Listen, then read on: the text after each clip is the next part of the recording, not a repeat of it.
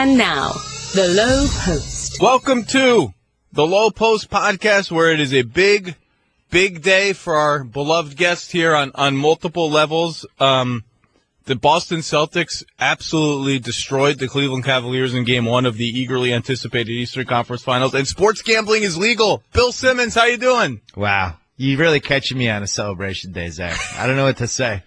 That yesterday, today, and what else can happen this week? It's two of the best days ever. Well, what else can happen is the Celtics could go up 2-0. It's conceivable. I really did feel like they had a chance to win this series. And, you know, you look at, even right now, the Cavs are still favored in the series heading into Game 2. And the shadow of LeBron has just thrown this whole thing in askew. And it really doesn't make sense if you actually watch the team. Like, I was actually proud of Van Gundy yesterday during the game and be like, the Celtics are better. You know, if the Cavs win this series, it'll be because of LeBron, which we all know. But this is really the ultimate. LeBron has to win this series by himself. He hasn't been in this position really since the 2015 finals when Kyrie went down. And there's no rookie wall anymore. You know, like Tatum hit the rookie wall December, January. But now there's no rookie wall because the excitement of these crowds and the intensity and the spotlight, like everyone's just running at full speed. And you watch yesterday and there's not a lot of options for the Cavs. What would you do? They obviously have to go bigger, right? But what else can you really do? Yeah, I think the most important strategic question for them is, do you start Tristan Thompson? You have to. I don't think they will in Game 2. I don't think they're going to be ready yet. I think they're going to say we left enough, not low-hanging fruit, but like mid-hanging fruit on the table with our offense in Game 1, and we could talk about what some of that is, that we're not ready to sort of dramatically change our strategy. But I do think, first of all, LeBron, Thompson, Love has been a successful pairing for them all playoffs long. I think they're like, let's see, I have it here. They're plus 12 in just 48 minutes. Both been really good on both ends of the floor. And you can do things like put Tristan on Al Horford. If the Celtics don't change their starting lineup, you can put Tristan on Al Horford and Kevin Love on Marcus Morris. You'll be fine. You got to arrange the other matchups a little differently. And if the Celtics say we're so afraid of Tristan Thompson, and Al Horford's been having nightmares about Tristan Thompson for like 5 straight years now, we'll start Baines. And maybe that's a net win for you too, because now the Celtics have to sort of rework their offense. And Baines, Horford was really good in the regular season. I can hear the Celtics fans citing me the numbers. In the playoffs, Baines, Horford has been bad. They're minus 16 in 128 minutes, 103 offensive rating, 108 defensive rating. And a lot of why they were good in the regular season is, I think, because Kyrie was playing a lot with them. So that's the obvious one, right? I mean, we can talk about some of the other stuff they can do, like not be completely clueless whenever Al Horford sets a screen, not having Jordan Clarkson decide that it's a good idea to shoot literally every time he touches the ball, even if LeBron is posting up a smaller guy or Kevin Love is posting up a smaller guy. We can talk about that stuff, but that's the big one, right?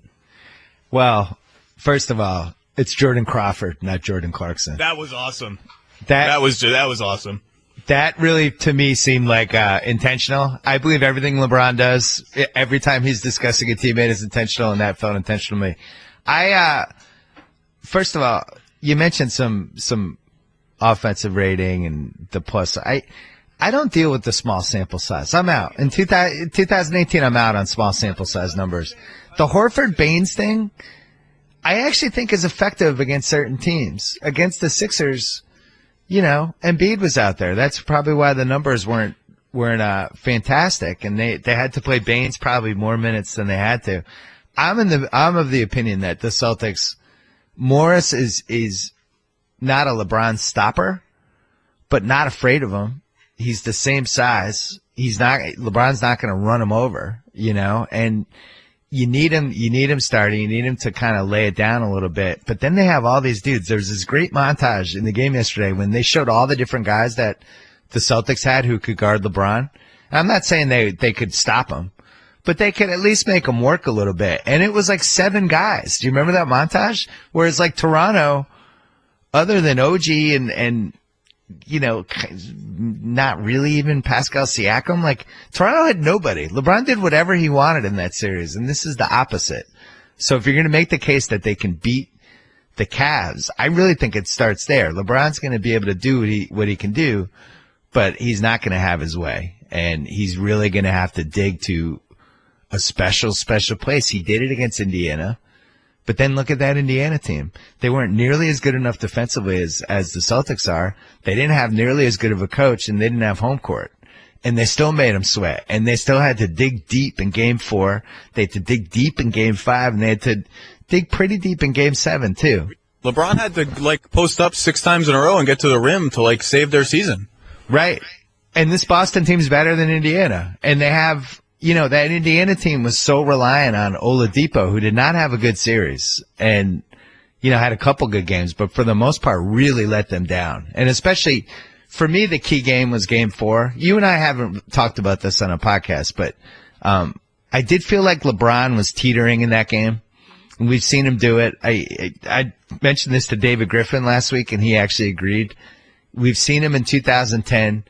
We saw it happen in Game 4 and Game 5 in 2014, where when the LeBron computer, which we saw yesterday at the press conference, where he just remembered every single play for 3 straight minutes. But sometimes the LeBron computer can sense that he doesn't have a winning hand, and he can't help it. He doesn't check out. It's not like he stops trying, but you can just see something's off. And I felt like in Indiana Game 4, you could see it.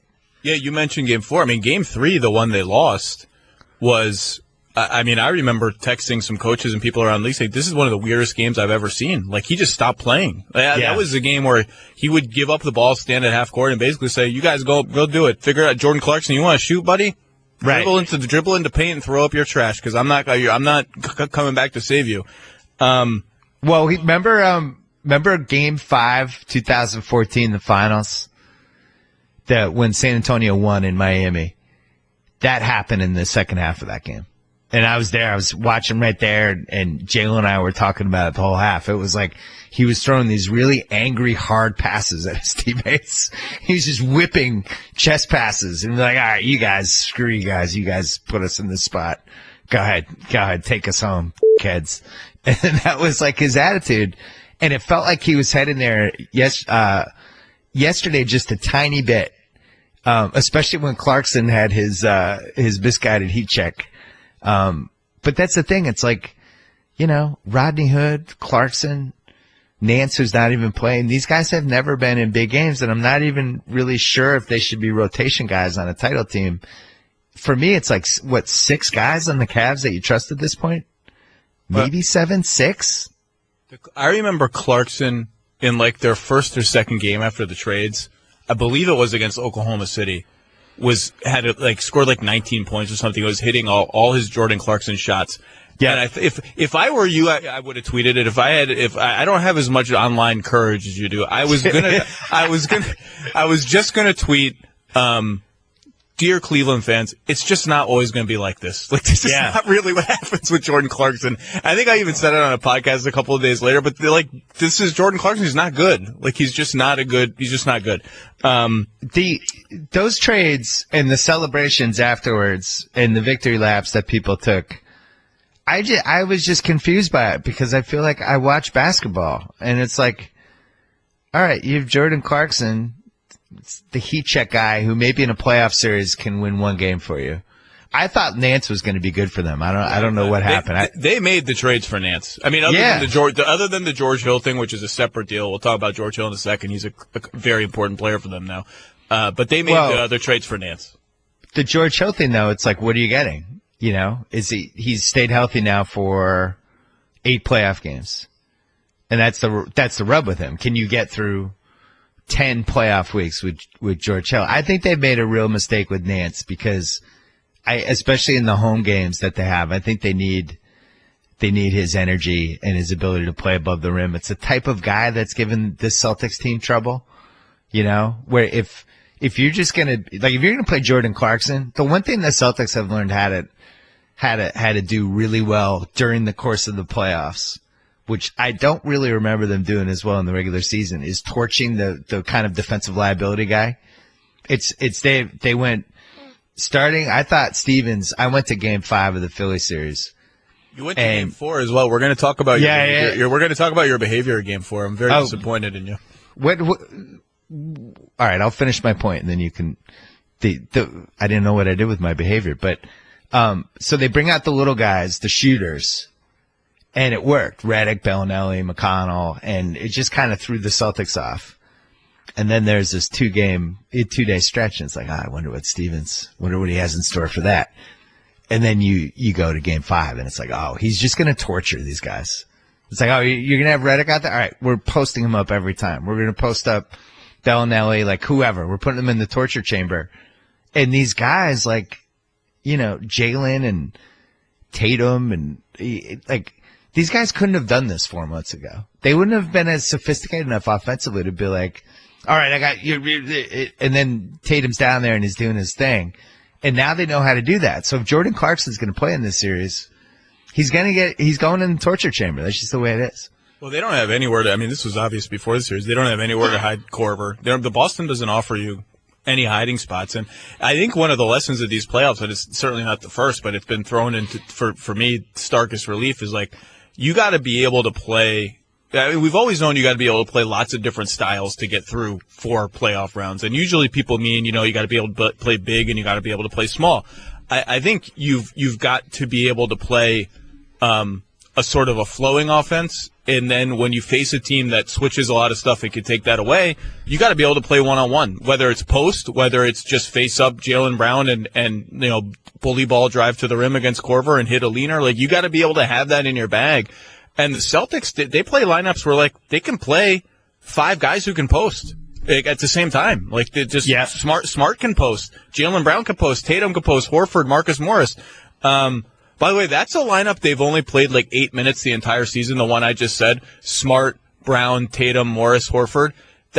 That's a legitimate 1 through 5 you can switch on defense. I was thinking about that in Game 1 because they played like 4 of those guys at once, but Baines would be on the floor or Rozier would be on the floor, and those are the ones they couldn't switch. You play Smart and Horford at 1 and 5 and those 3 big wings in between. You can literally switch 1 to 5. I kind of would like to see that in this series because that's the way the Cavs are going to attack. And I think that's the low hanging fruit they left on the table is you got to find Rozier and put him in pick and rolls with Braun. If he's guarding George Hill, they had great success running George Hill, Kevin Love pick and rolls. And if you switch, you're in trouble. And if you don't switch, you're in trouble with Rozier. And like, that's one antidote to that is just, for 8 minutes, play a lineup that literally, not like, oh, they can kind of do it and there's one guy's going to be in trouble. That can literally switch 1 to 5. It's incredible. Well, and then the post-ups on the other end. That is probably their best lineup for this series, where when Smart's in there instead of Rozier. And Rozier's been really admirably good in this playoffs. And I just never saw this coming. I did think there was a chance that he was one of those. Some guys just aren't meant to come off the bench. Some guys need the feel of the game in the 35 minutes. And he had, legitimate translatable NBA skills as a starter. Like, he's a great rebounder in traffic. He's a good athlete. He works hard and he's a good 3-point shooter. And he's pretty good, like, in the lane. He makes good decisions on the fast break for the most part. But what he's done the last 10 weeks, I did not see coming. But that lineup you mentioned, it doesn't play. Like, I don't know if we'll ever see it. I just was watching the game intrigued by the theoretical possibility of it. It's kind of like when Curry gets hurt and the Warriors played the death lineup, except it's Livingston instead of Curry, and they can go. It's like, what are you supposed to do? Like, you can't do anything. I think the weirdest, even weirder than the Rozier last 10 weeks, has been the Smart post-ups. And I don't know what the stats are. It's something he's always done. And it's been kind of hit or miss. And when he does it, you kind of like it because he can pass out of it and he can do some stuff.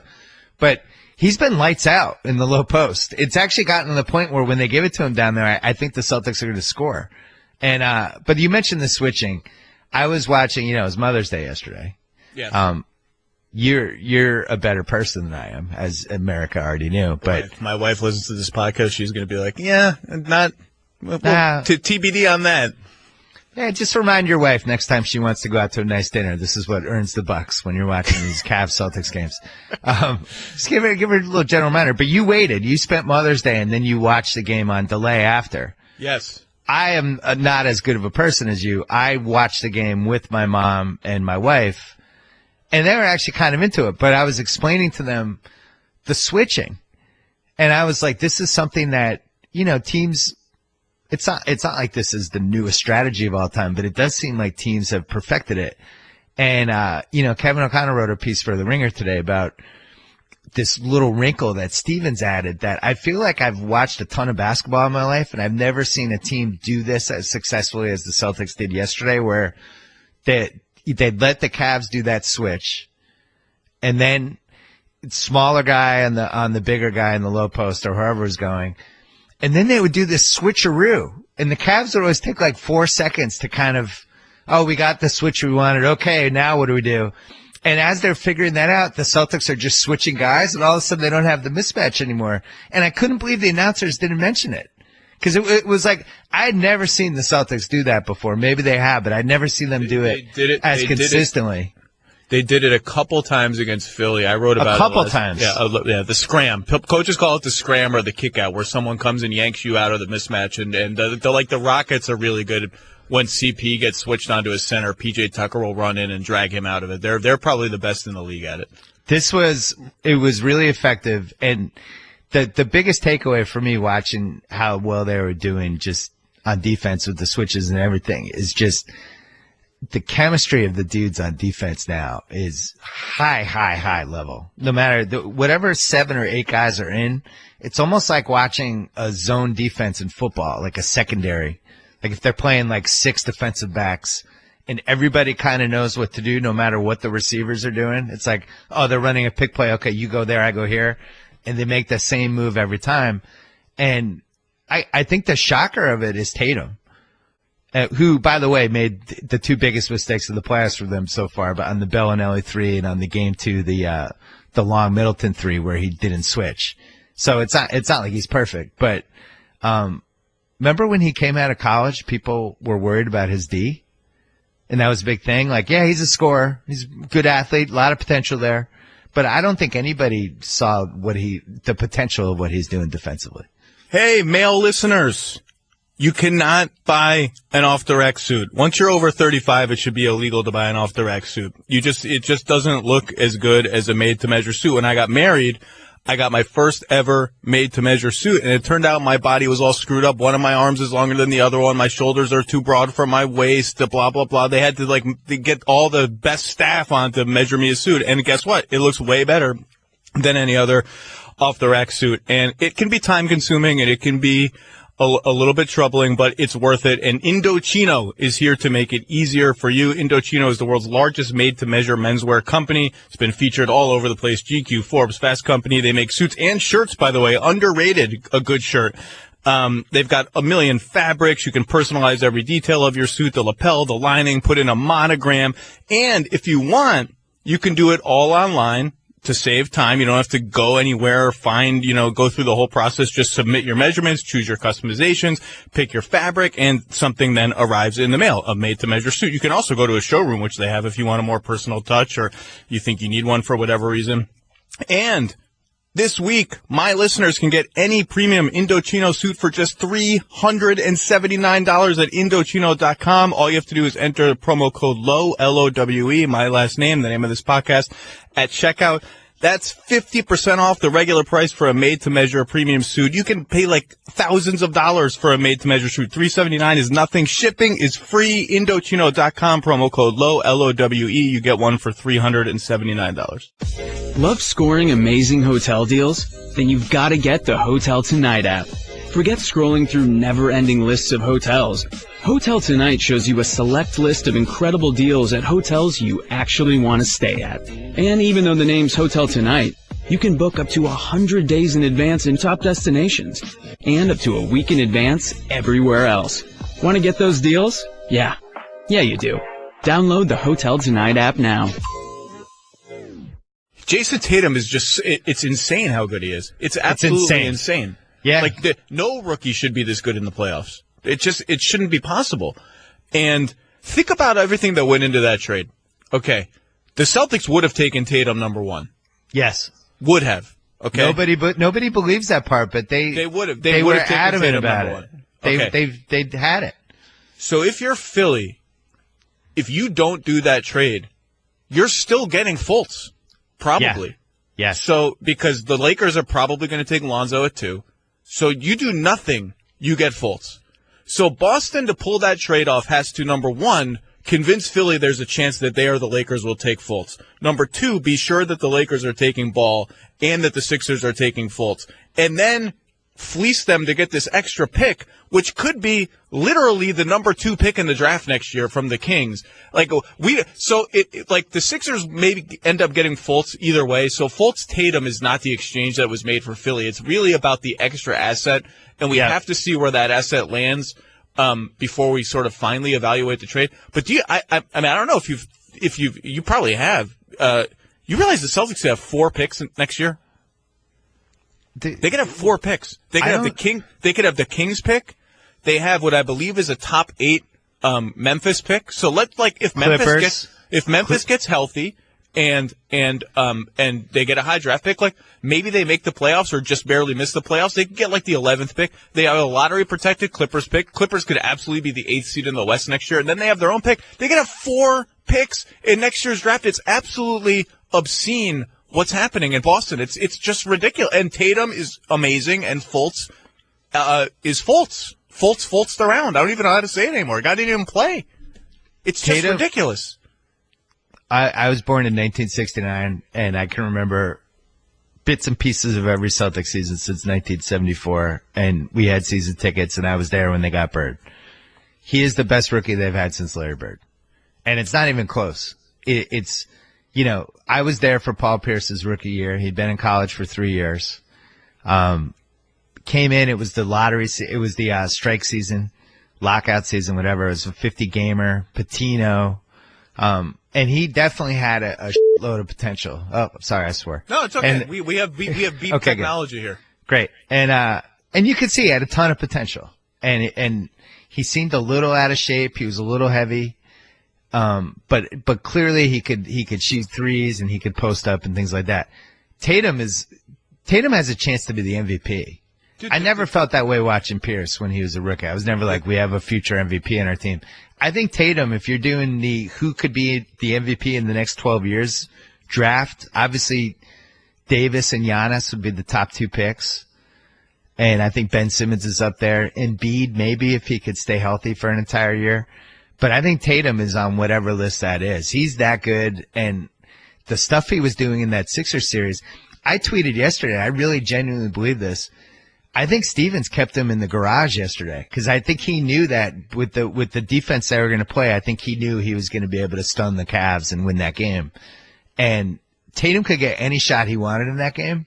And in game 2, I think they take him out of the garage. It's the step back 3 he hit over Tristan Thompson when the game got out of hand in the fourth quarter last night. The arrogance of it. I just started laughing. Like, what is he, Steph Curry all of a sudden? It's a Steph Curry shot. It's obscene. Hold on. One other thing on Tatum.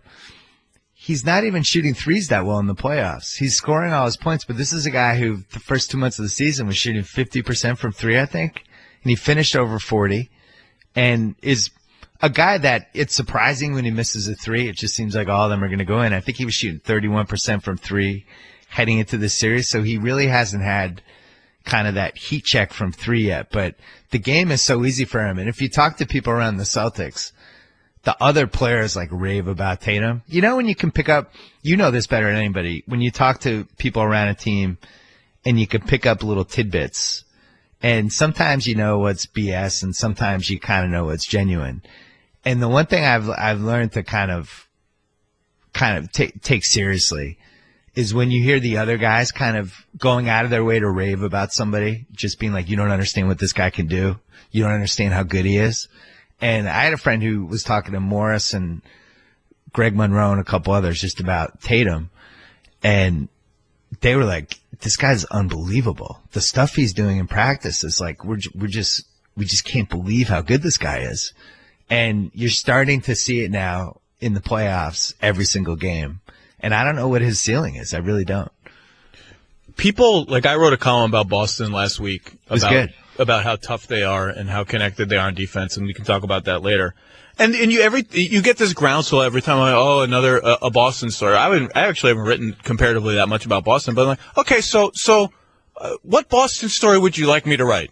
Would you like me to write the story about how the Danny Ainge's rebuild has been just blah, kind of a crappy rebuild? Or would you like me to write the story about how Jason Tatum's not that good or Brad Stevens isn't that good of a coach? Like, the people who are sick of fawning a positive Boston Celtics coverage, what story would you like me to write? It's absolutely ridiculous. This is the greatest rebuild maybe in the history of professional sports. If they are 3 wins away from the finals with $50 million of salary sitting on the bench. It's just, and they could have 4 picks, including the number 2 pick in next year's draft. I don't know what else you would like me to say about the job that Danny Ainge and Brad Stevens has done, because it is just objectively ridiculous. And if you would like me to say they took advantage of a GM in Billy King and an owner in Mikhail Prokhorov who were desperate and stupid and over-leveraged to try and win a championship, yeah, you know what? Guess how many teams took advantage of it? One team figured it out. Now, maybe that team had the exact right personnel, but blah, blah, blah. You can go through every team that has missed opportunities like that were sitting in front of their faces, including the Charlotte Hornets, who turned down all the picks for Justice Winslow from Danny Ainge. So Danny Ainge is lucky in that sense. But I don't know what other story you would like me to tell, because what's happening in Boston is special, and it's almost like absurd. Well, they caught some breaks. You mentioned, like, break number 1. The trade was at the time, Brooklyn, we thought, was going to contend for the rest of that decade, and even getting unprotected picks for them and the pick swap that turned into Tatum and stuff like that. It just seemed like the Celtics were always going to have a worse record than the Nets for the rest of the thing. I think the key break with that was a year after that season when the first Pierce KG season, it didn't work out for the Nets. They didn't make the finals. And then Prokhorov basically switched tactics and decided, he was like, I'm not paying the luxury tax anymore, and kind of screwed them over a little bit. And that really allowed a lot of the Celtics stuff to fall, the picks and stuff to fall into their laps. That was break number 1. Break number 2 was that Tatum Fultz trade, and Philly, for whatever reason, just decided to really go for it. Like, this is like our team, these 3 guys, instead of kind of playing the long game like Hinkie played, Because if you watch Tatum now, he's actually the perfect third guy for that Philly team. They didn't really have a closer. Look at all the times they would struggle in the last 2 minutes of a game. They just couldn't. They didn't have that one guy who could basically create his own shot, and that would have been Tatum. And holy shit, if they had taken Tatum and you put them with Embiid and Simmons, it's a lot to think about. That's the most frightening thing ever. But then, the third thing for the Celtics is the way they were able to structure the salaries and how much thought and care they put into that with, this year we'll try to get the Horford or Durant type of free agent. And then the next year we'll have money for this Hayward thing. And then we know we have Tatum coming and Jaylen Brown down the road, and figuring out this Kyrie max extension, all this stuff, and then having these other picks. If you had to bet your life on it, do you think Kyrie is a Celtic in 2 years? Well, you just anticipated my question for you, which is you are the Celtics fan. You are the president of all Celtics fans, the czar of all Celtics fans. Thank you. I appreciate that. I don't really think there's a point in pitching counterfactuals like, what if they didn't sign Hayward? What if they didn't get Kyrie? Because they're just the number of, then what happens to Crowder, Olynyk, Marcus Morris? There's just too many variables. Is there any part of you that thinks, do we need Kyrie Irving and or Gordon Hayward? Like, imagine if it were possible to just wipe away their salary, and you have this team, maybe plus a Crowder, minus a Morris, whatever. This team plus max cap room, plus all these picks. I mean, is that better than what they have now? This is a silly question because they're going to be absolutely ridiculous next year when they get all these guys back. But it's less silly in a couple of years when Jaylen Brown gets the max or whatever he gets, and Kyrie gets a new max, and Horford gets something, and Hayward gets a new max, and all of a sudden you got a lot of questions. I mean, it's interesting, right? I mean, it's an interesting question. It is, but allow me to throw some water on it. Kyrie is much better than Terry Rozier. Now, you could argue Rozier, his two-way ability and how hard he works on defense. The drop-off isn't as significant as we thought it was going to be. Okay, let me rephrase then. I think the question is the more interesting question is because I think the question is I know what you're getting. I know what you're getting to. If you could have one instead of two, and turn the other one into something else. The problem is I don't know that you could work it so that you turn the other one into like max cap space. The money just doesn't quite work. But I think people forget how good Hayward was. And by the end of last year, was clearly one of the best 20 guys in the league, maybe one of the best 15. But more importantly for me, how well he would have fit in with this team. I looked it up last round. I think Morris and Semi Ojeleye played 39 minutes a game. If you just gave those minutes to Hayward, for me, that's a much bigger upgrade than the drop-off from Kyrie to Rozier, as great as Kyrie is. And I think Kyrie is one of the best 9 players in the league. Rozier brings something different that's not as much of a drop-off as the drop-off from Gordon Hayward to those two guys. And if you put Hayward, Tatum, and Brown out there at the same time, we were talking about the switching. It's ridiculous. And you have those guys, but then Hayward now also has the ability to score. And then on top of it, one of those guys is going against the worst defender on the other team. So you have that too. I think the question for me, the Supermax and the mixed reviews is the wrong word. The mixed, I guess, success of how damaging those contracts are. Blake Griffin, John Wall, even Westbrook. I mean, just to pay anybody $40 million a year in this day and age is crushing.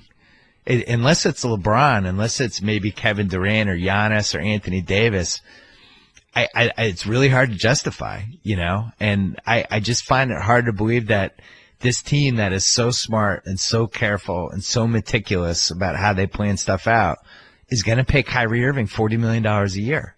I don't see it happening. Well, there's the max and there's the super max, right? Like Blake Griffin's a max, but he's a 35% max, so it looks like a super. Then there's the super max, which they're not going to have to worry about it maybe until Tatum, because even if Kyrie makes the All-NBA criteria, he can't get it because you can only get it from the team that drafted you. What I meant. I'm sorry, the max. Yeah. Super max only goes to so Tatum would be the one that got it. Tatum, I think, is the one that they will worry about down the line if he makes the All-NBA team and all that stuff. But, so look, Kyrie could get the Blake Griffin max. No, did he get the Supermax?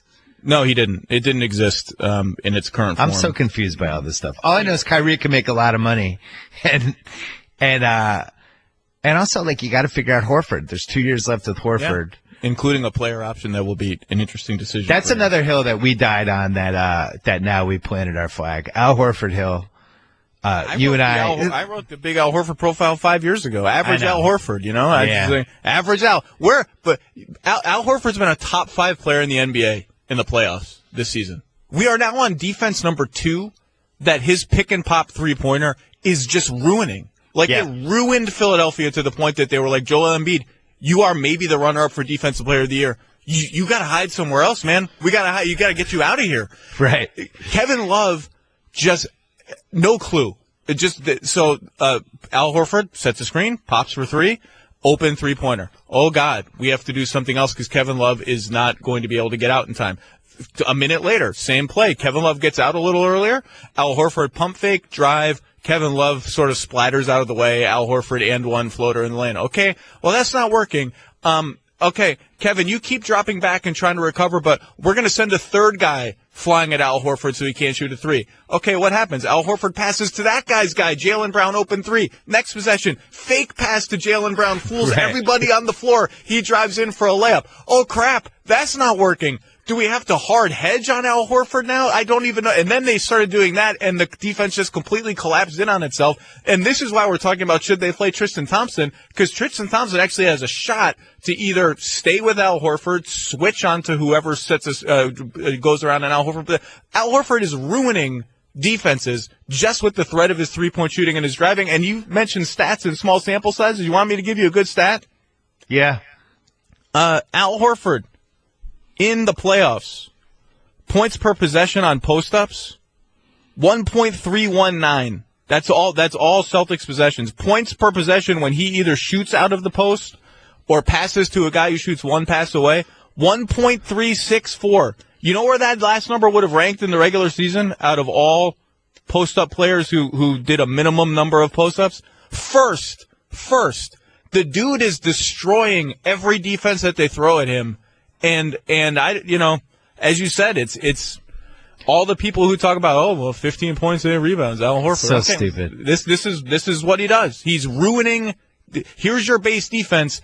6 minutes into the game, Cleveland is like, oh God, our base defense doesn't work. Let's try something else. God, he has a counter for literally all of those things. You left out the thing that he did in the Philly series and then in the Cleveland series too. Philly, Embiid, who we both enjoy and appreciate, not always somebody who runs back hard on defense. LeBron James openly admits, he looks for spots during a game to conserve defense, and the Celtics are like, oh, okay. And Horford's getting these rebounds and just going full blast out. This is something he was doing during his Celtics career, but I don't remember him doing it as devastatingly as this, where the Celtics are just flying now. And if he's getting a rebound, especially on the missed threes or long rebounds or whatever, they're just off. And his ability to make the right decisions on fast breaks as a center, there's just not a lot of guys who can do it. It's like Draymond Green. I'm trying to think of guys in NBA history. I just can't remember somebody who could play the 5, but then also run a fast break and make the right decisions. It's crazy. And then you mentioned the post-ups. I remember texting Haralabob about this last series, our friend Haralabob Vulgaris. I couldn't tell whether it was a hot streak or whether he's just gone to another level as a player. But starting with the Milwaukee series, then all the way to Philly, it was just like he was kind of automatic on the low post. He was never this good consistently. And now we're talking like this is a 4-week stretch where he's just like bodying people down and these little jump hooks, and he's just great at it. And this is not something that was happening consistently in the first 2 regular seasons anyway. Listeners, you know that I prize anything that can save me time and make my life easier, and SeatGeek has done that for buying tickets, which used to be this overwhelming enterprise. Oh my God, there's 600 secondary market websites. Have I searched all of them? How do I know if I'm really getting a good deal? Am I secretly getting ripped off? Did I overlook a good deal hiding somewhere else? SeatGeek simplifies all that. It's the smartest, easiest way to get tickets to anything. An NBA playoff game, the finals are coming up soon. Any other sporting event, a comedy show, a Broadway show. They helped me get tickets to Hamilton, a concert, anything. The app searches and collates all the entire secondary market into one place, so you don't have to worry about, I didn't check here, I didn't check there. It has an easy-to-use color code system where you know a green dot means a good deal, a red dot means a less good deal. You can check the location of the seat, the normal price of the seat, all of that stuff. It grades every ticket. Every purchase is fully guaranteed, so you can shop for tickets on SeatGeek with confidence. And best of all, my listeners, as you surely know by now, get $20 off their first SeatGeek purchase. All you have to do is download the SeatGeek app. That's easy enough. Enter promo code Lowe, L-O-W-E, my last name, the name of this podcast. Very short last name, actually. That's promo code Lowe, L-O-W-E, $20 off your first SeatGeek purchase. So I wrote something when they were on their 16-game winning streak, after they beat the Warriors, I think, maybe. Yeah. It was in my 10 things. And it was something like Al Horford's playing with a little swagger this year. Like it was a little, and I think I made a joke about I wonder if Kyrie's got swag. I wonder if it's rubbing off on Horford, because he just seemed to be the drives were more aggressive, the pump in drives, the post up was a little more I'm just taking it to you, and he'd even talk a little trash. I remember writing about I wonder if Kyrie's rubbing off on him, and I think it lasted the whole year, and he's just playing with a different level of F it, I'm better than you, and I'm gonna Joel Embiid, I'm gonna volleyball spike your shot 3 or 4 times in this series. I'm just Kevin Love, I am rolling over you in the post. I am hitting you until you don't hit me back anymore. And I think all year he's been playing with a new level of just F it, I'm going for it, that I haven't seen from him, and this is it. I almost voted for him for third team All NBA, and I didn't want to take shit. And I do, ever since I voted, I gave, I think, KG my vote in 2008 for MVP. And it was the wrong vote, and I admit it was the wrong vote. It should have been Chris Paul, I think, in retrospect. That was your Kobe one, right? It was Kobe should not have won that year. Kobe should have won in 06. But ever since then, I've been really careful about not overrating. When you watch a team all the time, you just start to overrate everybody on the team. And I've been really careful not to do that. But I really wish I had voted Horford for third team because I felt like he was the most valuable Celtic the whole season. Kyrie was getting MVP buzz the first 30 games, but the stuff Horford can do as the 5 and all the flexibility he gives you on both ends, combined with the fact that he's one of the greatest teammates I think the Celtics have ever had. Like, that guy is just a legendary, awesome guy and a good veteran and looks out for everybody. I thought one of the things you had in your piece about the Celts that I had never heard that I thought was fascinating, and I was really surprised Stevens admitted this, was that he doesn't allow rookie hazing, that he wants all the rookies to feel as empowered as anyone else on the team. I thought that was one of the smartest kind of decisions I've ever heard from a coach. It's really, like, especially when you see how they're relying on the rookies now, and you think like rookies are just treated like kids and they had to carry suitcases and they're just kind of looked down on. And this is, maybe that's part of the reason Tatum has been so empowered in this playoffs. I just thought that was a really interesting tidbit.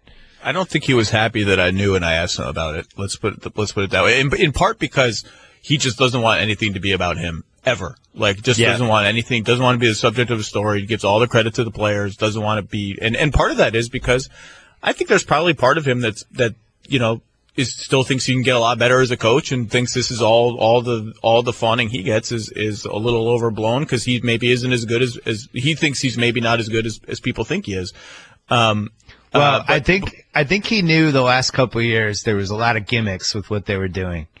And last year they should have lost to the Wizards in round 2.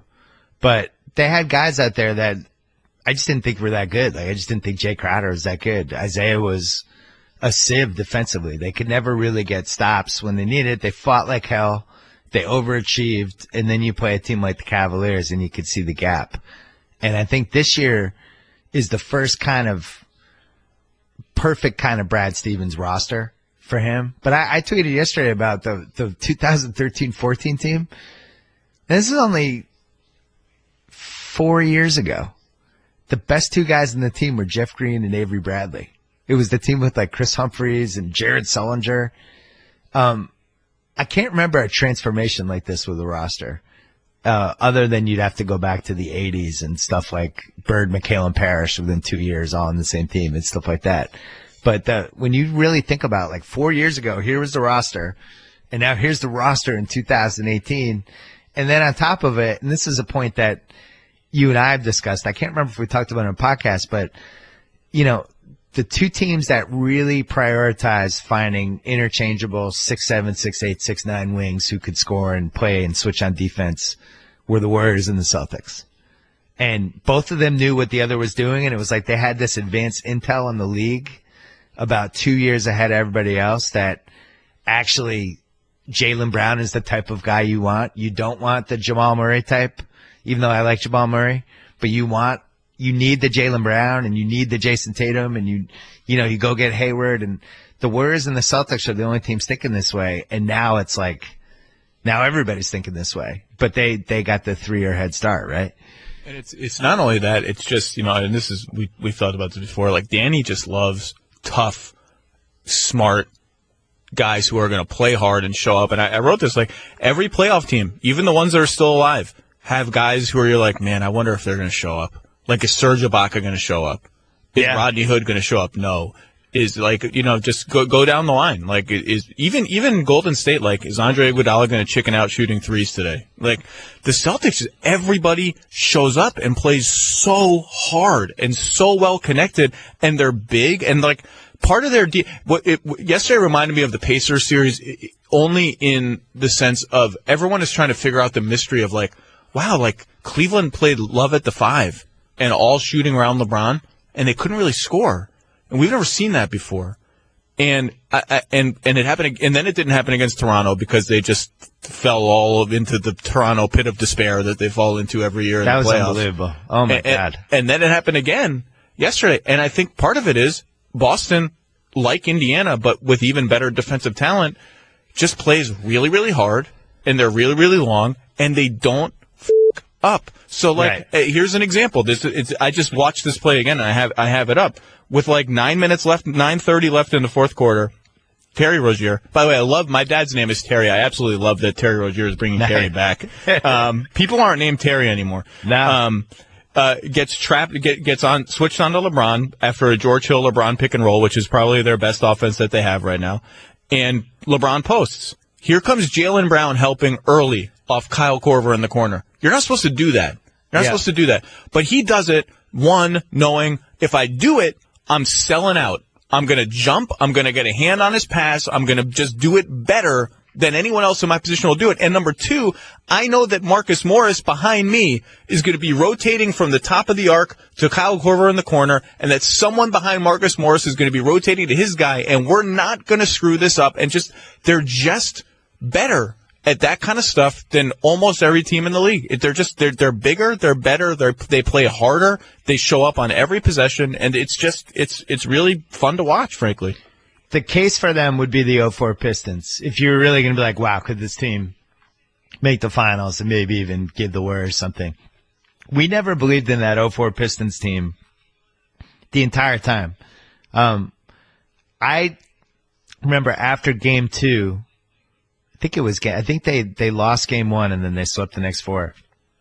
So, there was something in game 2 where we just started gambling on the Pistons after that, where it was like, wow, this team defensively is kind of ludicrous, and and the Lakers can only do this or this, and they were missing Karl Malone at that point.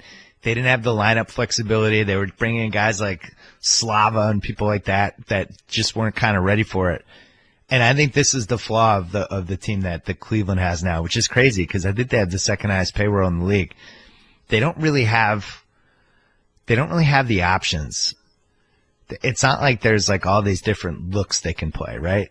They're basically down to 6 guys. So it's like, if they're going to win this series, they need to get an incredible pro LeBron referee crew in like game 2 or game 5. Which might happen. Tony Brothers, by the way, the Celtics are 0-8 in the last 8 playoff games. Tony Brothers we might see him in game 2. Well, LeBron in game 2 is a monster. LeBron in game 2 is a monster. So you get the monster LeBron performance. You get some threes, right? And then Tristan Thompson with 18 rebounds. That's the recipe for them to win. But they need all 3 of those things to happen, I think, to win in Boston. Because I think the crowd has been worth 10 points a game for the Celtics team. The crowd is like all-time crazy, locked in. It's the perfect marriage of like athletes who are really intense dudes and just a crowd that loves basketball. But that's the recipe. And by the way, very doable recipe for them. Hit 15 threes, 12 threes, whatever. LeBron puts up his 37, 10, 12, and gets to the line 19 times, and Thompson gets a bunch of rebounds to save possessions, and they could absolutely win in Boston. I do not think this series is over by any means. I just think it's the highest degree of difficulty he's had since the 2015 finals. It's not over, and I was going to spend the last few minutes here talking about more adjustments that Cavs can make, but everything that you and I just said about how Cleveland's offense looked against Indiana and now against Boston. And I thought a lot about this leading up to Game 7 against the Pacers, because if Cleveland had lost that game, a lot of us were going to have to write some sort of Cavaliers obituary. You know, like what happens now? Where did they lose their way? How screwed are they if LeBron leaves? That kind of thing. Yeah. And I think what we're all talking around is like, when they face a good defensive team, really good one that can switch a lot, do a lot of stuff, that's when you really feel like, oh, Kyrie's not here. That's when they just don't have the second guy who can break you down and just create something out of nothing. And that I think is just what we're talking around, is like, Kyrie's not here. The trade didn't work out. Isaiah's gone. And the guys they got for him are all just secondary guys who can run around and as LeBron does stuff. But like when the LeBron doing stuff isn't quite enough on a possession by possession basis every single time, that's when you just miss they just don't have a gear. They don't have a verve. They don't have the second guy. And I think that's what we're talking about. Well, I think that trade I thought it was a disaster. I just couldn't believe that people thought Cleveland won that trade. it never made sense to me at the time. I couldn't believe how badly people were underrating Kyrie. Now maybe Kyrie's hurt now and it doesn't matter anyway, even if they had kept him. But, you have LeBron, who I did on my podcast on Friday. I admit now that he's the second best player of all time. I had to put him ahead of Russell. Just these 15 years. You and House isn't there yet with you.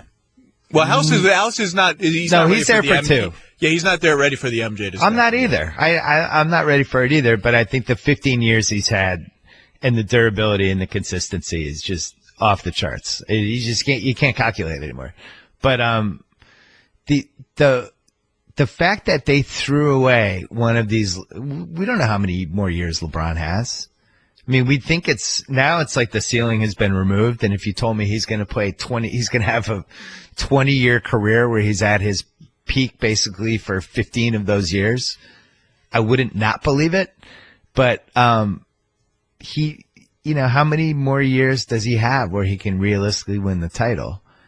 And they took this huge gamble on Isaiah's hip, and we're hoping it was going to be ready in time. And it was clearly first of all, if Danny Ainge is trying to trade you this guy with the injured hip, that should be a red flag. They get this lottery pick back that unless they traded it wasn't going to help them, and they didn't trade it.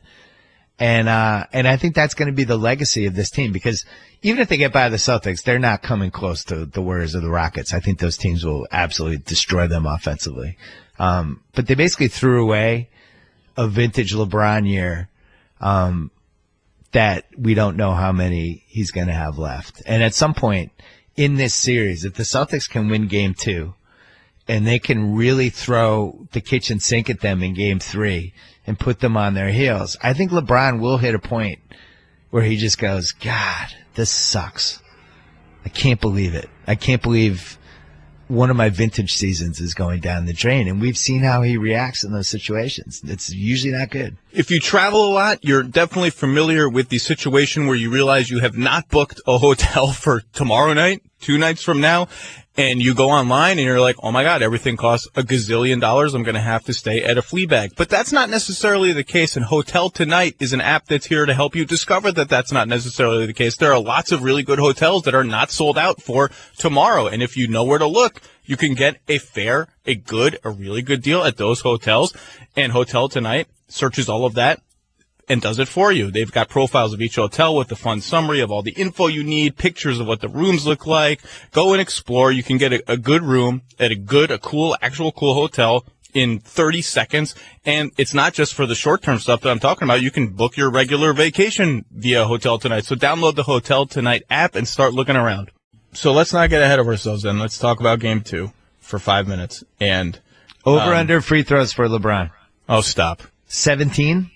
Oh, stop. 18? 24? Okay. We'll see. I will say, though, but think about, we talked about that Indiana series. So Indiana, basically in crunch time, had Collison, Oladipo, and Bogdanovich out there. And Bogdanovich was, weirdly competent defensively, even though he's not great. But they always had 2 small guys.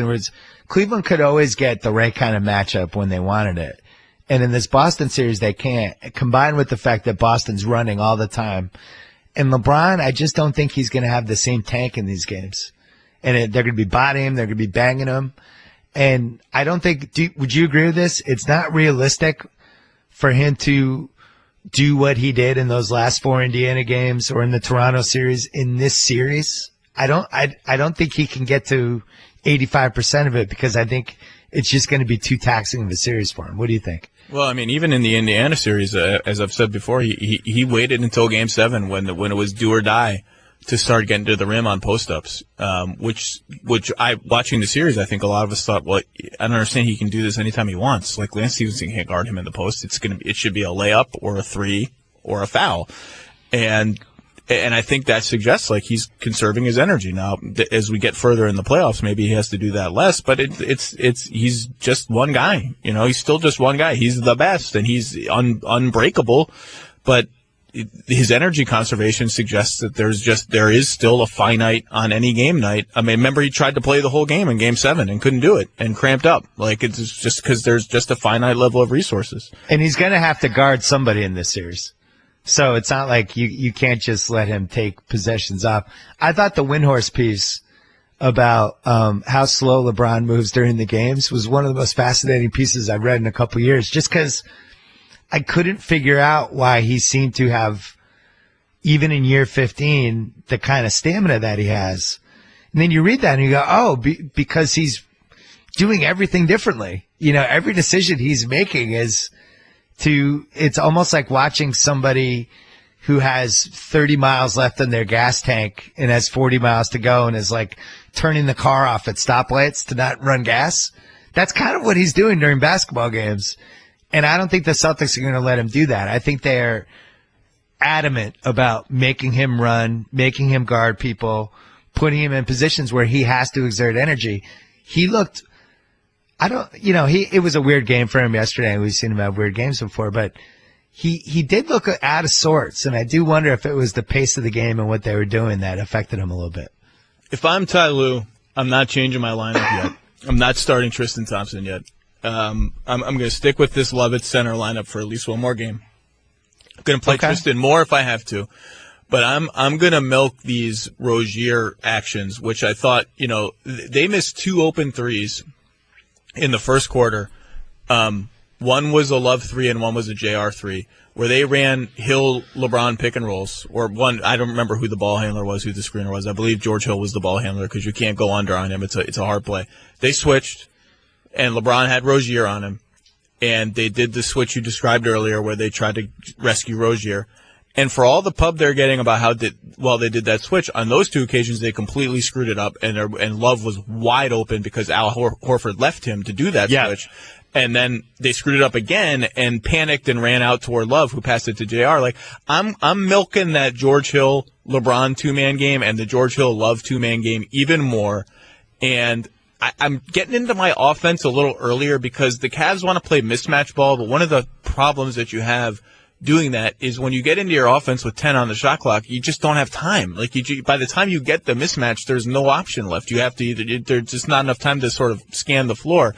And I'm doing all that more. And the Celtics trump card, which they finally, not trump card, but their obvious counter, which they finally did in the second half for a couple possessions, was to get Rozier off George Hill and put him on JR. And we've seen the Warriors obviously do that with Curry all the time. And the difference is that the Celtics are even bigger. And then Cleveland has to decide, can we use JR in these 2-man actions? Will that work well enough? I think that's the chess match I'm trying if I'm Ty Lue before I really, really pivot. I love how you're thinking. I agree 100%. And I would even throw in this, because Stevens does this. He'll do the one thing, the one game, and they're not just going to be like, all right, same thing for game 2. Let's run it back. Like, he's already planning on what's Cleveland going to do to counter this. It's a great point that people miss in predicting these adjustments. Is like it's just like we're all, even those of us who try to watch this game with a sophisticated eye are all going to be a step behind all the time because we're reacting to what happened, whereas they're already thinking about the next thing. Well, Stevens is going to go into game 2 and he's going to say, all right, here's what Cleveland's going to do. They know that the George Hill Rozier thing is in their favor. They know they need more from George Hill. They know they need a second shot creator because we're throwing so many people at LeBron that they're going to need something else to get going. The George Hill, Kevin Love pick and roll, George Hill posting up. Like, they're going to try to get George Hill going in this game. All right, so what do we do? All right, let's put a bigger dude on George Hill. Let's bring Marcus in 2 minutes earlier than we normally bring him in and just tell Marcus, like, George Hill isn't scoring anymore. And they're just going to try to take him out and put as much pressure on LeBron as they can. If you noticed in the second half yesterday, there was this play. Rodney Hood had the ball. Marcus Smart was on him, and it was clear Stevens told him at halftime, Marcus, if Rodney Hood scores again, I'm going to be very disappointed in you as a human being. And Marcus was like, Rodney Hood had this ball. Marcus was like, basically inside his uniform. It was just like, you are not doing anything the rest of this half.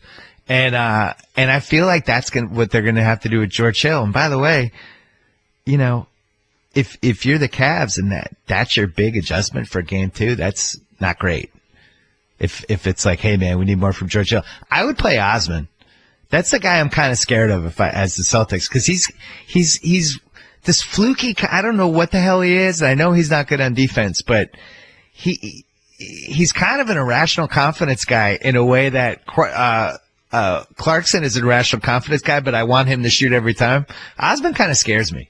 I'd certainly rather have him play next to LeBron than Clarkson. Clarkson playing next to LeBron to me serves no purpose. Part of the reason I'm sticking with my lineup is also I just think Kevin Love has to be better defensively in game 2. Like, Al Horford is not Dirk Nowitzki. Like, you should be able to cut off a ball handler and recover to Al Horford and make him make that drive and then offer up some resistance instead of just rolling over in the paint. So I think he can be a little better. So that's part of my thing for game 4. Yeah. We talking about 2 what ifs. You mentioned with the Celtics how we talked about how lucky they were that nobody took the Justice Winslow trade, right? So you had, I think the Knicks passed on it. I know the Pistons passed on it. Whatever it was, like 8, 9, 10, it was Pistons passed. They offered the same thing. They wouldn't even talk about it because they wanted to take Stanley Johnson. The 9th pick was Charlotte. Jordan couldn't figure it out in time and finally didn't do it. So they passed on those 4 picks, one of which would have been Jaylen Brown. Another one would have been Rozier. And then the 10th pick, they called Riley, and Riley just laughed and hung up on him. So that was. I didn't know that. That's. Yeah, Riley's like, no, I'm taking Justice Winslow. I'll talk to you guys later. So that happened. So that was that year. And then the next year, if Draymond doesn't punch LeBron in the balls, guess who's on the Celtics right now? Kevin Love. Yeah. Because Golden State wins, Kevin Love's the scapegoat. They have that lottery pick, and they wanted to get somebody good. And I think Kevin Love is on the Celtics. And, you know, that's the all-time great sliding doors moment of this decade, other than the Harden trade, is that crazy Klay Thompson game. Well, I'm sorry, the Klay Thompson game and then the Draymond game. Those 2 things together altered the course of, like, how many franchises? 8? 10? I know, it's crazy. I'm just glad that an hour in we got a Harden trade reference. Well, look. You got to say, no, I think tradition dictates that should be referenced anytime we do a podcast together. Someone has to bring it up. Listen, if you made a list of this century, what you wanted to be on the right side of history on, and there's really about, 13 to 15 NBA transactions or moments or whatever. And I think the Harden trade is one of them. I think Westbrook winning the MVP last year is another, which we've both taken our victory laps about. Steph Curry getting passed on twice by Minnesota. There's some of these moves. I've been on the wrong side of history. I thought Orlando should have taken Emeka Okafor over Dwight Howard. I've had some losses over the years. But, Anthony Bennett, I listened to the Woj pod the other day where they were talking about if Cleveland hadn't taken Anthony Bennett, Woj thought he would have fallen out of the lottery. I'd never heard that before. Well, what a misfire that was. Oh, my God. It's funny because I told you I spent a lot of that weekend before Game 7 of Pacers-Cavs sort of talking to my favorite smart people around the league about, about what the Cavs had done to get to this moment of being in such jeopardy if LeBron leaves. And the smartest among them, a couple of them said, people forget about Anthony Bennett. It's just been forgotten because so much stuff has happened since then. Like, that is unrecoverable. Getting literally 0 out of the number 1 pick is just, think of all of the things that could be today. And you could say to me, well, they traded him for Kevin Love. He was salary filler. Even then, He was not an asset. He was just salary filler. Like, that is almost patient 0 of a lot of the roster problems Cleveland is going to have if LeBron leaves. So it's good I'm glad you brought that up. I'm also glad you brought up the Harden trade because, Danny Ainge is not going to make that mistake. And by that, I mean, he and the Celtics ownership, which is going to be willing to pay the tax, I think, when all these bills start coming due, they are not going to preemptively trade any of these young guys to duck the tax or just sort of before they have gotten enough information to make a decision about who should come back and who shouldn't. There will not be an equivalent trade among this Celtics group. I would be shocked if there ever were. The only way they would do it is if they just felt like somebody was overpriced and wanted to get off them, and they just decided like Kyrie's not worth $35 million a year. The Anthony Bennett draft, I did that draft and was really, we were talking to everybody and trying to figure out what was happening, and we did get the intel that Bennett was dropping. And that was why, if you watch on YouTube, I do the whoa. They took Anthony Bennett, and you hear me in the background because they, for some reason, left my mic on. I was like, whoa! Because we thought he was going to drop to like the 8th pick. And I thought they should have taken Oladipo. And that was what I had said on the draft preview before. And I just thought he was the safest pick. In retrospect, Giannis going 15, even though there's a million reasons that happened. And Gobert went 27 and McCollum went 10. That was just a crazy draft. But they didn't take Oladipo because they already had Deion Waiters and Kyrie. And they weren't thinking about it correctly. And this is what we were talking about in the draft. I was like, take Oladipo, make Deion Waiters your sixth man. That's what he is anyway. He's not a starter. But yeah, that's to just whiff on it. And that's why with this Philly thing with Fultz, I think Fultz is going to be, I would certainly not write him off. No, I'm rooting for him. And he's shown explosive talent. It just, hopefully this summer is a big summer for him mentally and with his jump shot. Would you have played him in the series? I would not have. You wouldn't have played him in a home game? I thought he looked too out of control and I just, given everything that's happened there, I just feel like it's almost cleaner to say, let's not expose him to the possibility of really heavy spotlight failure and just sort of start again next year. Before we go, what team is Kawhi on next year? Oh, boy. If you had to guess. If I had to guess, you're putting me on the spot on my own. You have to guess. At least for the blog post that somebody will write now, like, Zach Lowe thinks Kawhi is going to be on the Clippers. No matter what you say, they'll still write the blog post. They'll still write the blog post. You can be like, I'm literally pulling this idea out of my ass. I haven't talked to a human being in 10 weeks. They won't put that in the blog post. No, just be like, if I had to guess, I would guess one of the Los Angeles teams. Me too. I would have the Clippers. But should I make clear I don't feel great about that guess? It very well could be the Spurs. I have a lot of faith in the Spurs. Blah, blah. I feel like I need to qualify this 9,000 times now. I would bet on the Clippers. You made me guess. I would bet on the Clippers, Lakers second choice, Sixers third choice. Could you see a scenario where there is no Kawhi and no Greg Popovich on the Spurs next year? That would shock me only because Pop is coaching the Olympics. And and everyone has said to me, I think he'll coach the Spurs at least through. I mean, I don't know. Everyone has speculated to me, right, that I think he'll coach the Spurs at least through then. But it's possible he wouldn't, right? I mean, so is there a better trade on the table for the Spurs than Markelle Fultz, Robert Covington, the 10th pick, and one of those Euro guys they stashed for Kawhi Leonard? Nobody's topping that, right? Well, it depends if Brandon Ingram gets involved and you know whatever else the Lakers can throw into that. Brandon Ingram and Luol Deng? But Luol Deng's still on the team. You know, the Celtics can beat it. The problem is Tatum has gotten too good and Brown has almost gotten too good. Like, guys, you keep reading these proposals like Tatum plus the first round pick plus no. Tatum for Kawhi straight up. I wrote this last week. If the Celtics got 100% assurance that Kawhi were healthy, and 100% assurance that he was re-signing, only then would they think about it. And they still might not. And they still might not do it. They still might not do it. No, Zach, straight up. No, Zach, stop. Tatum is untouchable.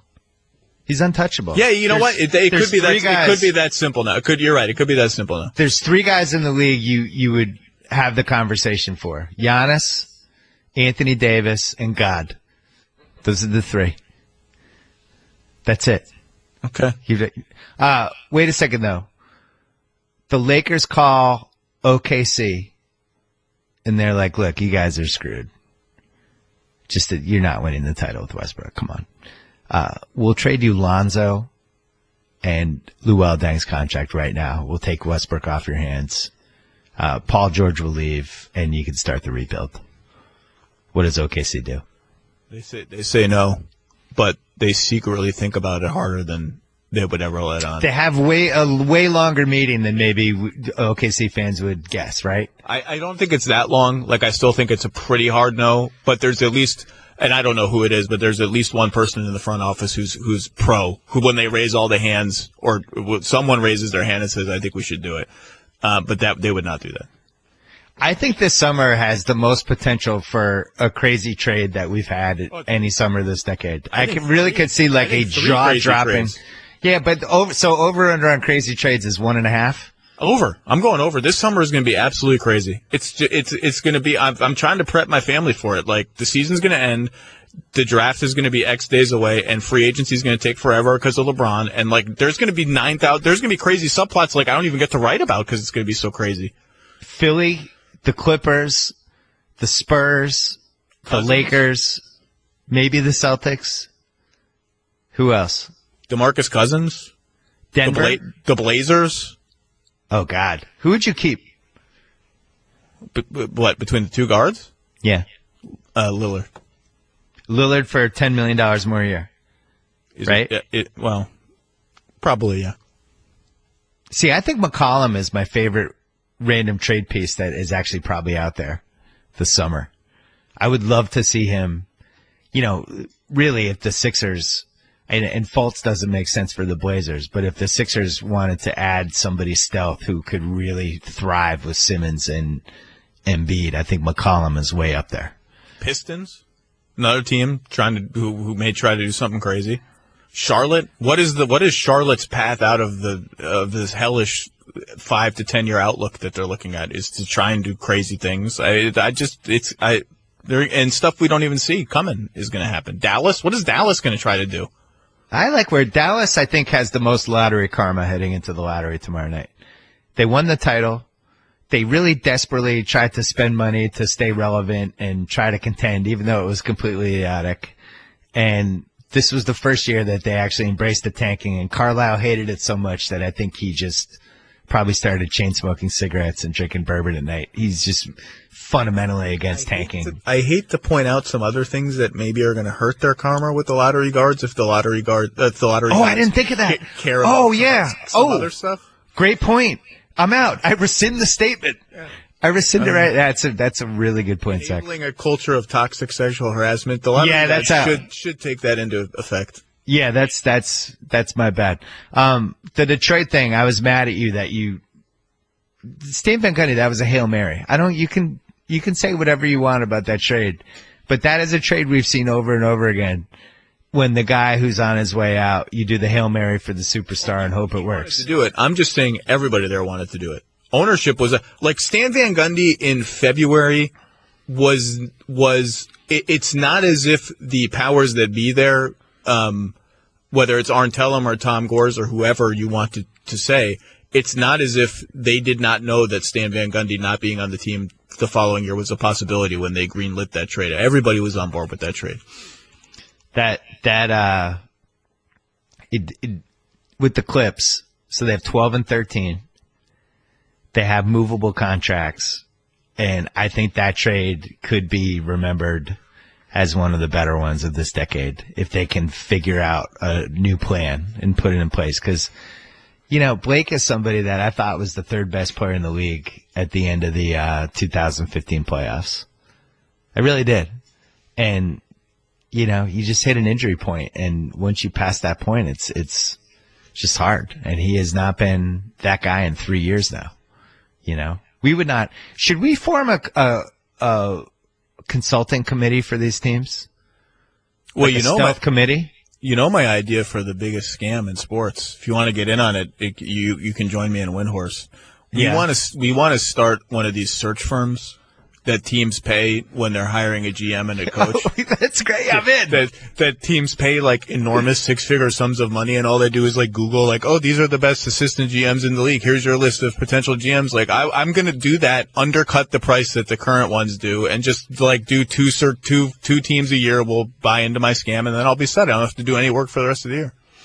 I have a lot of thoughts on that, and I would. But by the way, on the Knicks. You mentioned the Hornets and what a crap situation they're in. I asked Jason Concepcion, your friend, diehard Knicks fan, traumatized at this point, what franchise he wouldn't want to switch places with. So you can either keep the Knicks or you can switch places with another franchise. Which one would you not want to do? Okay. And the only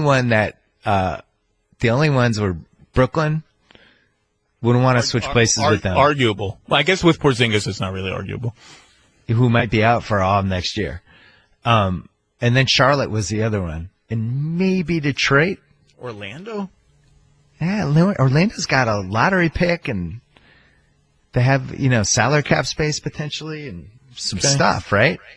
Okay. So, but yeah, that Charlotte situation, those salaries, you go on Spot Track or whatever that site's called, you look at the Charlotte salaries, it's like, oh my God, what's happened? Nick Batum's going to be making $26 million. And by the way, I thought Nick Batum was the one I would have traded for if I was the Cavs over these. If they're going to take bad contracts anyway, at least get somebody who can switch on defense. Can I clarify two things before we go? Yeah, please. By the way, we should mention you're coming on mine next Monday. Of course. Yeah. Number one, I mentioned your behavior at the Sixers game and did not clarify what I meant, and I don't want people. Yeah, what was that? Tell me what my behavior was. We hobnobbed before the game, as one does, and said, you know what? After the game, let's go grab a beer. Let's go get something to eat. And I get this text from you. It's about 2 minutes left in the game. I'm too angry. I have to get out of here. I have to leave the arena. I'm too angry. Maybe it was a minute left. No, it was a minute left in the game. Okay. It's just I was disappointed. Now I had to do a lot of work, so maybe it wouldn't have worked out anyway. But you were angry. You felt it. You felt the pain of that loss. Well, and the officiating. I was throwing a one-hitter with the Philly crowd. The Philly crowd was very nice to me, and only one time during the game did somebody scream, "Hey, Simmons!" And I turned, and it was a Sixer fan who held up both middle fingers like, "F*** you!" And I was like, after the Celtics lose this, I might have a few more of those people in my life, and I'm 48 years old, and I should just leave. And so I did. But it was more because I was mad, and it was like if somebody had done that again, I might have reacted badly. No, it was. Yeah, so I was like, it's time for me to go. Yeah, you exited. It's like when I leave. It's like the Irish exit I do from parties. It's just I'm out. Like I was upset about the officiating, which I shouldn't get, but the 12-1 second quarter foul discrepancy with Scott Foster and Tony Brothers, and I was just like, I was just so infuriated by how the game was being called that that was part of it too. So the other thing I wanted to clarify was, speaking of Jason Concepcion, he and Mallory Rubin came on The Jump, hosted by Rachel Nichols, and presented me with my long-awaited Grantland hoodie, which I was excited to receive. Even as they presented it to me, I was excited to receive it on television. It was a big show. Big show was made of this. We're bringing the Grantland hoodie. I held up the Grantland hoodie, and as I'm holding it up on TV to show the cameras, I think this looks a little small. Something's not right here. You know what they gave me? They gave me the Grantland hoodie that Jason's corgi sleeps on as a blanket, just for the purposes of faking television viewers into believing that I had received my Grantland hoodie. So I wanted to clarify that too. I still don't have it.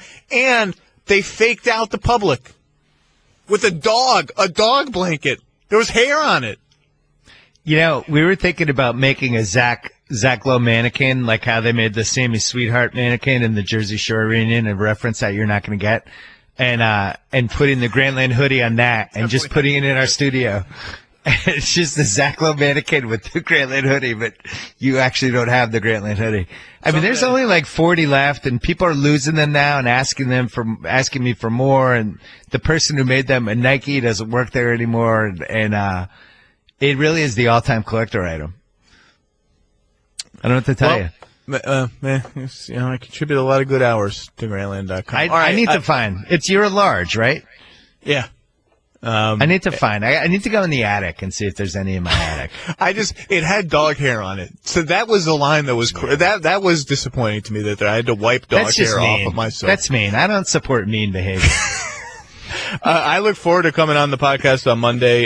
You always drag me into a place that I don't want to be, like predicting Kawhi, but that's healthy. That's healthy. And by the way, I look forward to being blamed after the Celtics lose game 2, and everybody's like, it's because you and Zach Lowe did that podcast, and you made it seem like the Celtics were going to win. You guys suck.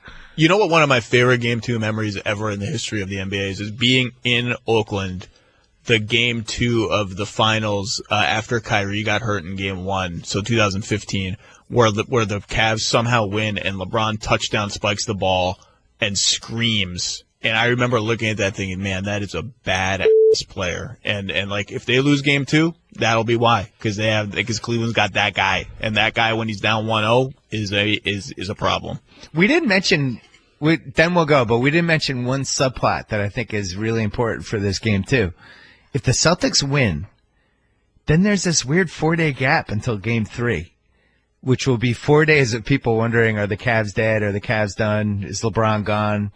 And what the hell else are we going to do? There's no game for 4 days. We just have that and the Warriors game. But the way they staggered the schedule this year has been bizarre.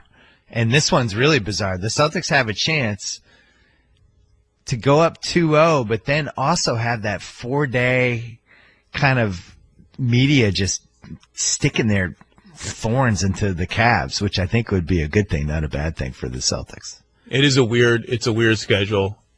Schedules always get weird this time of year in the playoffs when series ends sooner or later than expected, and everyone always has these explanations that aren't true. But it is weird, and it does mean that we will have a night of no games. I think at some point, I believe it's Thursday. There's no games this week, and so I got to line up. Maybe unacceptable. Had to spend time with our families. What the hell? What the hell, NBA? What about us? Put the kid to bed, something like that. Ridiculous. All right, my friend. It's always good to catch up. We'll do this again on your much more popular podcast on Monday, and I always look forward to it. All right, my pleasure. It was great.